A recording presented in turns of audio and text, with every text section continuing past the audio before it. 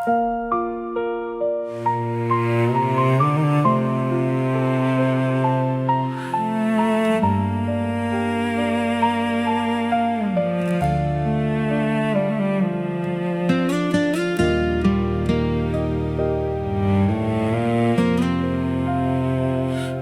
សិនជាអាចបងសូមធ្វើជាប្តីអូនម្ដងទៀតមិនឲ្យរស់នៅចង្អៀតព្រួយចិត្តព្រោះបងដូចមុនឡើយរាល់រឿងកន្ល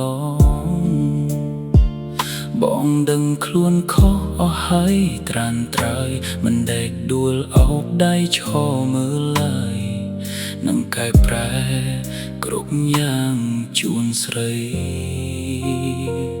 គ្រាដែលកន្លងបងធ្លាប់ធ្វើឲ្យអូនហូរទឹកភ្នែកចិត្តបងដូចត្រូវរន្ទះបាញ់បំបែកពេលនឹកឃើញរាល់ទង្វើអប្រិយអូនជាភរិយាដ៏ល្អលះបង់គ្រប់យ៉ាងដើម្បីស្វាមីតែបងបែរជាខ្វះស្មារតីធ្វើឲ្យមាសមេត្រូវខកចិត្តយប់ជ្រៅសាញ់ចឹងសម្លឹងមើលទៅមេឃដ៏សែនឆ្ងាយក្នុងចិត្តបងពោពេញដោយក្តីសោកស្ដាយនឹកគ្រាយើងធ្លាប់រស់គៀតគិតស្នាមញញឹមអូនកែវភ្នែកស្រទន់ដែលធ្លាប់អាណិត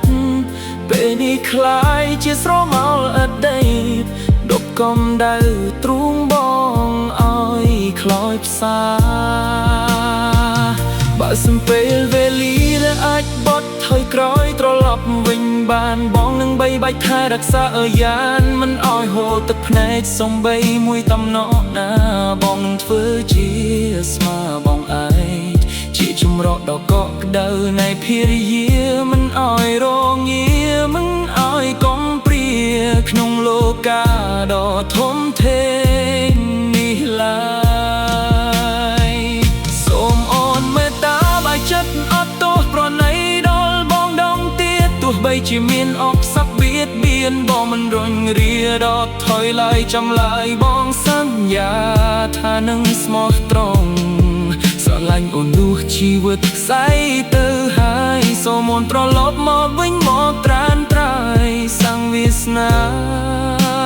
ថ្មីជាមួយបង